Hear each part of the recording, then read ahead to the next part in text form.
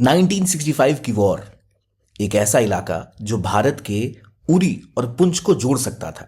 एक ऐसा पास जिस पर कंट्रोल होने की वजह से पाकिस्तान को 1965 वॉर में एक बहुत बड़ा झटका लगा। एक ऐसी लोकेशन जो इंडिया के लिए बहुत इंपॉर्टेंट हो सकती थी और इंडियन आर्मी ने उसको बड़ी बहादुरी के साथ कैप्चर किया और फिर होता है ताशकंद एग्रीमेंट, जहां वापस कर दिया जाता है उस लोकेशन को। जिसकी मैं बात कर रहा हूं वो है हाजी पीर पास। कैसे हाजी पीर पास का वापस करना बन गया इंडिया के लिए एक बहुत बड़ा स्ट्रेटेजिक ब्लंडर, जिसकी वजह से उरी और पुंछ जैसे इलाकों में आज भी कनेक्टिविटी की समस्या है और भारतीय आर्मी को 200 किलोमीटर का लंबा सफर तय करना पड़ता है। क्या है ये पूरी कहानी? क्या था ऑपरेशन जिब्राल्टर? कैसे 1965 में कैप्चर किया इंडिया ने एक इलाका और क्यों वापस कर दिया पाकिस्तान को? आइए जानते हैं इस वीडियो में। Welcome to PW only IAS. Uri, ये नाम आपने सुना होगा। वो जगह जहां पर अक्सर हम पाकिस्तान की इन्फिल्ट्रेशन या आतंकवादी हमलों की खबरें सुनते हैं। पुंछ का इलाका वो भी अक्सर परेशान रहता है ऐसे इन्फिल्ट्रेशन से। लेकिन अगर आप उरी और पुंछ तक जाना चाहें तो आपको एक 7 घंटे का सफर पूरा करना पड़ सकता है, 7 से 8 घंटे का, यानी आपको लगभग 280 किलोमीटर कवर करके जाना पड़ेगा। लेकिन सवाल ये आप देखेंगे इस मैप पे, क्यों ना भारत सीधा यहां से यहां चला जाए, हम सीधा ये रूट क्यों नहीं पकड़ते? क्योंकि यहां की इस लोकेशन पर हाजी पीर पास के ऊपर कब्जा है पाकिस्तान का। और 1965 की वॉर जब शुरू हुई थी तो पीओके का ये जो रीजन है, यहां से कश्मीर के ऊपर हमला करना स्टार्ट किया था पाकिस्तान ने और इसे नाम दिया था ऑपरेशन जिब्राल्टर का। इस ऑपरेशन के अंदर पाकिस्तान की आर्मी तेजी के साथ इंडियन टेरिटरी में एंटर की थी और उनकी उम्मीद थी कि वो ऑपरेशन ग्रैंड स्लैम को पूरा करते हुए पूरे के पूरे कश्मीर पर कब्जा कर लेंगे। लेकिन उनका सामना हुआ इंडियन आर्मी के साथ, जिन्होंने उनके साथ एक बहुत भयंकर युद्ध लड़ना शुरू किया।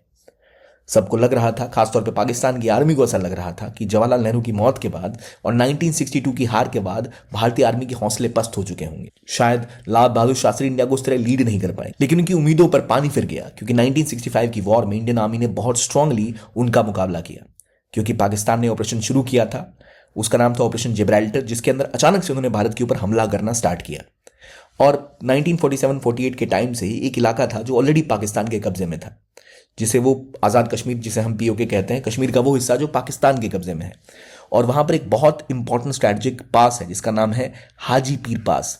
हाजी पीर पास को अगर आपको देखना है तो आप इस मैप पे देखिए। जब कश्मीर को आप देखते हैं तो पीओके में एक जगह ऐसी आती है जहाँ पर पाकिस्तान ने एक बल्ज कैप्चर किया, यानी अंदरूनी हिस्से पर कब्जा है यह हाजी पीर पास का, जहाँ पर कब्जा होने की वजह से भारत को उरी और पुंछ को अगर कनेक्ट करना पड़ता है तो हमें ऐसे घूम के आना पड़ता है। लेकिन हाजी पीर पे हमने कब्जा कर लिया था 1965 की वॉर में, जो एक बहुत बड़ी बैटल थी। उसके बाद इंडिया को सीधा ये एक्सेस उरी और पुंछ के बीच में मिल गया था, जो 85 किलोमीटर का ही डिस्टेंस इसे बना के रख देता है। यानी आप 8 घंटे के बजाय 1 या 2 घंटे में यहां से वहां पहुंच सकते हैं। और ये बहुत ज्यादा स्ट्रेटेजिकली इंपॉर्टेंट लोकेशन थी। जो बल्ज आप देख रहे हैं, ये बल्ज बाहर की तरफ निकला हुआ इलाका, यहीं पर है हाजी पीर पास। और इस पर कंट्रोल करने के बाद भारत को पीओके के ऊपर नजर रखने में और पीओके के ऊपर स्ट्रेटेजिकली एडवांटेज गेन करने में बहुत फायदा होता।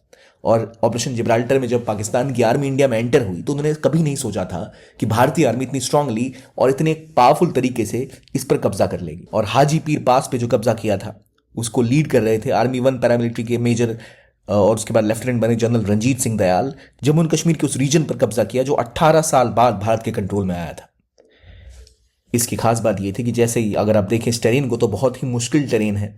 यहाँ कई सारी लोकेशंस में से एक बडूरी से वो बढ़कर उन्होंने हाजीपीर पे कब्जा किया और इस कब्जे के बाद भारतीय आर्मी की स्थिति यहाँ बहुत ज़्यादा मजबूत हो चुकी थी। लेकिन फिर ताशकंद का एग्रीमेंट होता है, जिस एग्रीमेंट में भारत और पाकिस्तान ये फैसला करते हैं कि भारत ने जो भी टेरिटरी जीती है इस वॉर में वो पाकिस्तान को वापस कर दी जाएगी। और पाकिस्तान ने, आर्मी ने जिस जिस इलाके पर कब्जा किया वो इंडिया को वापस कर देंगे।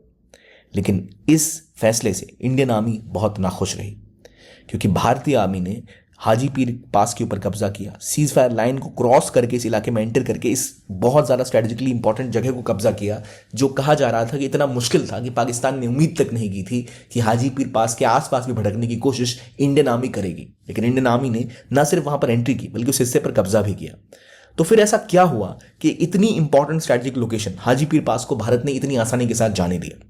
असल में, हालांकि ये एक स्ट्रैटेजिक ब्लंडर कहा जाता है आज भी मिलिट्री सर्कल्स में कि भारत को ऐसा नहीं करना चाहिए था गवर्नमेंट को, और आर्मी इससे आज भी नाखुश बताई जाती है कि वो हमें वापस नहीं करना चाहिए था। लेकिन रियलिटी ये है कि उस समय पाकिस्तान की आर्मी ने भी कुछ हिस्सों पर कब्जा किया था, क्योंकि उन्होंने पहले इंकर्जन किया था तो पहले घुसने का उनको फायदा थोड़ा मिल गया और इसकी वजह से कुछ इलाकों पर उनका कंट्रोल रह चुका था। और खासतौर पर एक इलाका अखनूर का है, जहां पर जिसके पास ही पाकिस्तान की आर्मी की प्रेजेंस हो चुकी थी। तो इंडियन गवर्नमेंट को यह लग रहा था कि अगर अखनूर के इलाके में पाकिस्तान की आर्मी की प्रेजेंस रहेगी तो यहां से जम्मू के ऊपर नजर रखने की कैपेसिटी उनके पास आ जाएगी। अखनूर के आसपास की प्रेजेंस इंडिया की स्ट्रैटेजी के लिए लॉन्ग टर्म में प्रॉब्लमेटिक हो सकता था। इसीलिए भारत ने यह सोचा क्यों ना हम जितनी भी हमने चीजें कब्जा किया है 565 में वो और बदले में जो उन्होंने कैप्चर किया है वो वापस कर देंगे तो चीजें रिजॉल्व हो जाएंगी। और भारत के स्ट्रेटेजिक सर्कल्स में कहा जाता है कि शायद इंडियन गवर्नमेंट इंटरनेशनल दबाव में आ चुकी थी। उस समय भारत ऑलरेडी एक वॉर लड़के 62 में आ चुका था जहां भारत की जीत नहीं हो पाई थी।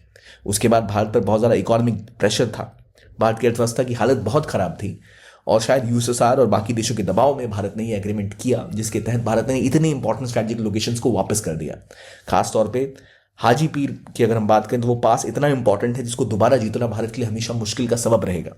और एक ऐसी स्ट्रेटेजिकली इंपॉर्टेंट लोकेशन है कि जो ना सिर्फ पुंछ और उरी को कनेक्ट करती बल्कि यहाँ पर जो इन्फिल्ट्रेशन या टेररिज्म का एस्पेक्ट हम देखते हैं उसमें भी रिजॉल्व करने में भारत को बहुत ज़्यादा मदद कर सकती थी। और भारतीय सैनिकों के इस गैलेंट्री, इस बहादुरी के साथ इस हिस्से के कब्जे करने की कहानी को दुनिया की टफेस्ट बैटल्स में से एक माना जाता है, जहां पर पाकिस्तान की आर्मी तो इमेजिन भी नहीं कर सकती थी कि ऐसा कुछ करेंगे, पर वो ऐसा कर गुजरे। पर उसके बाद भारतीय गवर्नमेंट ने जब इसको वापस किया तो ये थोड़ी डिसअपॉइंटमेंट तो लाता है। पर अगर हम लॉन्ग टर्म एग्रीमेंट की बात करें तो कुछ ऐसे इलाके भी थे जो इस वॉर में पाकिस्तान के हाथ में आए थे। शायद इसी वजह से इंडियन गवर्नमेंट ने ये सोचा कि चलो हम इसको वापस कर लेते हैं। पर ओवरऑल अगर हम देखें तो आज भी इसका क्रिटिसिज्म किया जाता है कई सर्कल्स में कि इंडिया को हाजी पीर पास जैसी स्ट्रेटेजिकली इंपॉर्टेंट लोकेशन को किसी भी हाल में वापस नहीं करना चाहिए था और इंटरनेशनल दबाव में नहीं आना चाहिए था। लेकिन जब बात हो इस रीजन की तो ध्यान रखिए कि कैसे ये जो हाजी पीर पास की लड़ाई थी इसने पाकिस्तान आर्मी के मंसूबों पर पानी फेंक दिया था। इस पूरे रीजन में अगर आप देखें तो ये वो इलाका है जहां गुलमर्ग है, ये वो इलाका है जहां आपको सनसेट पीक मिलता है। इस इलाके में आपको देखने को मिलेगा वो इंपॉर्टेंट इलाका जो उरी का है, जो पुंछ का है, और इधर है पीओके यानी पाकिस्तान ऑक्यूपाइड कश्मीर, टाटा पानी का इलाका यहाँ आपको देखने को मिलेगा। तो इन सभी इलाकों के ऊपर भारत का कंट्रोल हो जाना पाकिस्तान की आर्मी के मंसूबों पर पानी फेरने में बड़ा रोल निभाता है। हालांकि स्ट्रेटेजिकली इंपॉर्टेंट था ये, लेकिन इस इलाके पर अपना कंट्रोल खोने से 1965 के बाद इंडिया को थोड़ा नुकसान तो हुआ, पर हमारे पास बार बार मौके आए जब भारतीय आर्मी ने बहुत ही ज़्यादा स्ट्रांगली अलग अलग इलाकों पर कैप्चर किया। चाहे हम ताशकंद एग्रीमेंट की बात करें, चाहे शिमला एग्रीमेंट की बात करें जो 1971 के बाद हुआ था, दोनों ही केसेस में भारतीय गवर्नमेंट ने ऐसे कई इलाके पाकिस्तान को वापस कर दिए जो बड़ी ही मुश्किल के साथ इंडियन मिलिट्री ने जीते थे। अब इस बात को हम यहाँ पर आसानी के साथ उसका क्रिटिसिज्म कर सकते हैं कि क्या वो एक स्ट्रेटेजिक ब्लंडर रहा था बार बार इन एग्रीमेंट्स में पाकिस्तान को चीज़ें वापस सौंप देना। पर इंडियन फॉरेन पॉलिसी हमेशा कुछ ऐसी रही है जहां हमने सोचा है कि पाकिस्तान आज नहीं तो कल सुधर जाएगा।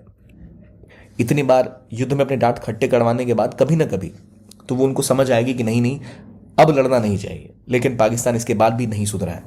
चाहे 1965 की बात करें, 1971 की बात करें, 1999 की बात करें, या रिसेंट हुए बालाकोट और उरी में जो सर्जिकल स्ट्राइक्स हमने की उसकी बात करें, पाकिस्तान का एजेंडा सब भी हमेशा से क्लियर रहा है कि जैसे उनको मौका लगता है वो इंडिया के खिलाफ अटैक कर ही देते हैं।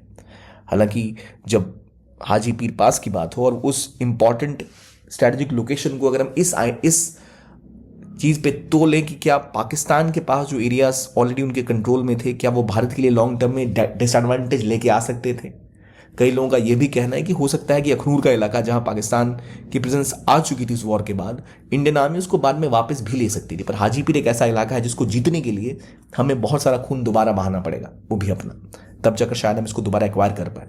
और इंडियन आर्मी ने काफ़ी मेहनत के साथ इस हिस्से पर कब्जा किया था।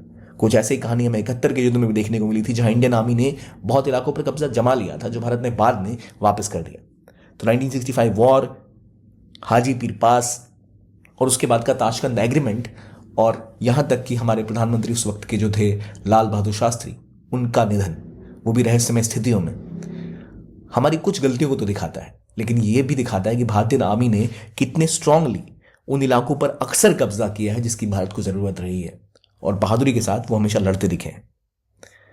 ये था आज का वीडियो जहां हमें पता लगा हाजीपीर पास कहां पर है, पुंछ और उरी को कनेक्ट करने में इतनी दिक्कतें हमें क्यों आती हैं, ऑपरेशन जिब्राल्टर क्या था, ऑपरेशन ग्रैंड स्लैम जो एक बड़ा विजन था पाकिस्तानी आर्मी का कि पूरे के पूरे कश्मीर पर कब्जा कर लेंगे, वो क्या था, और कैसे ताशकंद एग्रीमेंट के बाद भारत ने अपनी टेरिटरीज उनको वापस करी जो भारत की आर्मी ने एक्वायर करी, और ठीक वैसा ही ऐसा हुआ जहां पाकिस्तान ने भी हमें कुछ हिस्से जो उनके कब्जे में थे वापस किए। आज हम पलट के देखें तो हमें दुख तो जरूर होता है कि हमें वो इलाके वापस नहीं करने चाहिए थे, पर हो सकता है कि शायद उसका तब कोई स्ट्रेटेजिक कारण रहा हो। इस वीडियो के लिए इतना ही। Keep on watching only IAS and have a nice